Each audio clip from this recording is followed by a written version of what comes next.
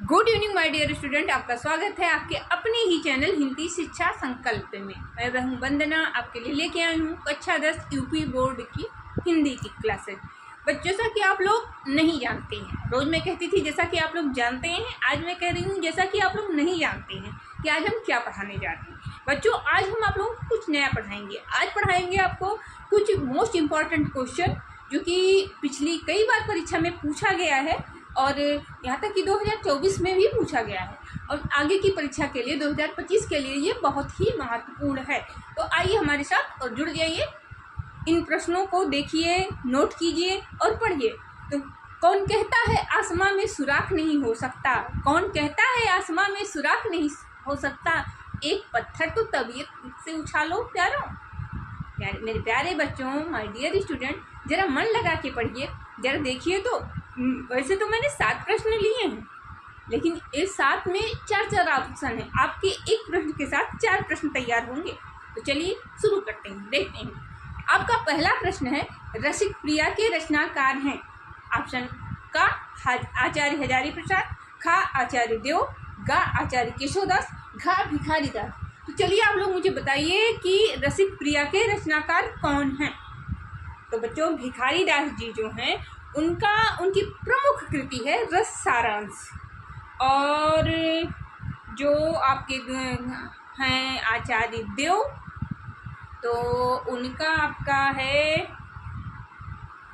हजारी प्रसाद जी हैं, उनका आपका अशोक के फूल है, कुटज है, बाण भट्ट की आत्मकथा है, देव जी का रस विलास, कुशल विलास, अष्टयाम आदि है, और भिखारी दास जी का रस सारांश है। अब बचा कौन?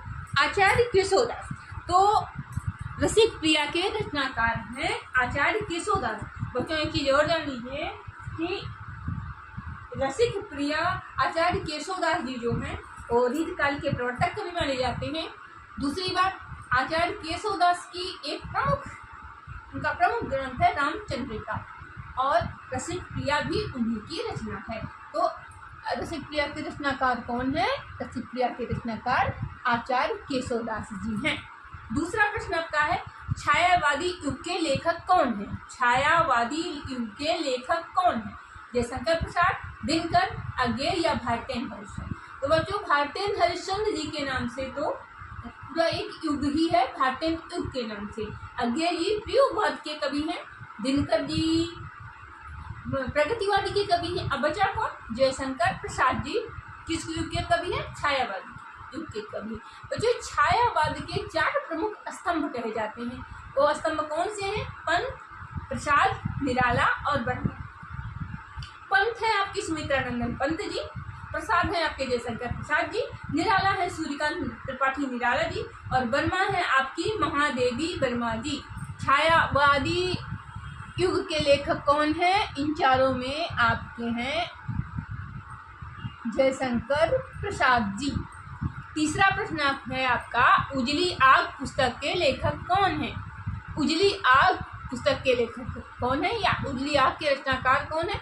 ऑप्शन है इसमें रामधारी सिंह दिनकर, सूर्यकांत त्रिपाठी निराला, भगवत शरण उपाध्याय और अज्ञेय।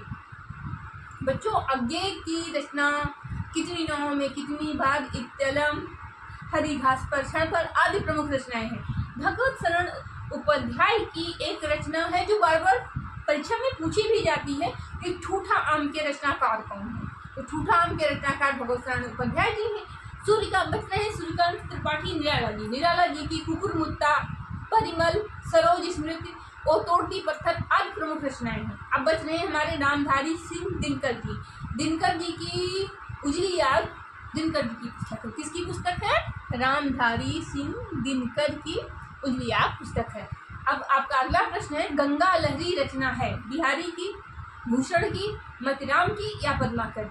बच्चों, बिहारी सत्सई बहुत ही प्रमुख रचना है, उनकी एक ही रचना है। कहा जाता है कि बिहारी का एक ग्रंथ सभी कवियों पर भारी है।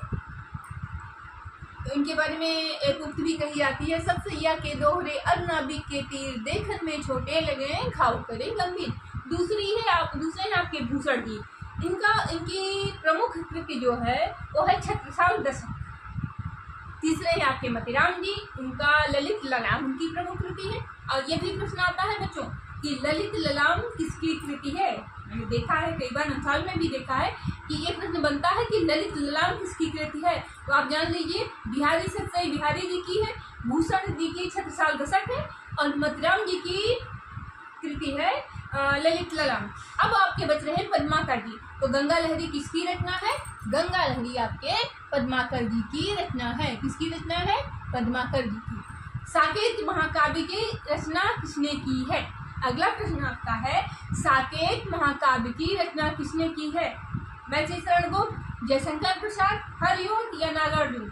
बच्चों क्या कहते हैं, नागार्जुन की एक ही कविता बहुत ही प्रसिद्ध है, राम के प्रति।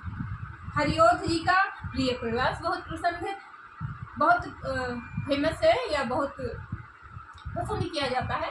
जयशंकर प्रसाद जी के आंसू, कामायनी, दुर्गशामिनी आदि रचनाएं बहुत ही प्रसिद्ध हैं। अब बच रहे आपके मैथिली शरण गुप्त की। तो साकेत महाकाव्य की रचना मैथिली शरण गुप्त ने की। किसने की? मैथिली शरण गुप्त ने की। अगला प्रश्न आपका है कंकाल के लेखक कौन है? कंकाल के लेखक हैं डॉट डॉट मुंशी प्रेमचंद, जयशंकर प्रसाद, निराला या रामचंद्र शुक्ल। तो बच्चों रामचंद्र शुक्ल की प्रमुख रचना हिंदी साहित्य का इतिहास, जिसका कोई तोड़ नहीं है। दूसरा निराला जी के बारे में मैंने अभी आपको बताया कि परिमल, कुकुरमुत्ता, सरोज स्मृति और अनामिका आदि निराला जी की रचनाएं हैं। और मुंशी प्रेमचंद तो उनकी तो बहुत सारे उपन्यास हैं, गोदान, गमन, कर्मभूमि और ऐसी कई, पूस की एक रात और बूढ़ी काकी आदि कहानी भी हैं और क्या कहते हैं उपन्यास भी हैं। अब बच रहे हैं आपके जयशंकर प्रसाद। तो कंकाल के लेखक आपके कौन है? जयशंकर प्रसाद जी। इन्होंने नाटक, कहानी, कविताएं बहुत लिखी हैं, उसी में से एक है कंकाल और दूसरा है गमन। गबन की विधा है, नाटक है, एकांकी है, कहानी है, उपन्यास है, क्या है? तो बच्चों गबन मुंशी प्रेमचंद की रचना है और ये उपन्यास विधा की है। किसकी है? मुंशी प्रेमचंद की है और उपन्यास विधा की है। मुंशी प्रेमचंद ने उपन्यास लिखा है, कहानी लिखा है, नाटक लिखा है, सब कुछ लिखा है। लेकिन गबन की, जब भी आपसे पूछा जाए गबन किसकी गबन की विधा क्या है, तो गबन की विधा उपन्यास है। आप कंफ्यूज मत होइएगा, ये मुंशी प्रेमचंद जी की उपन्यास है।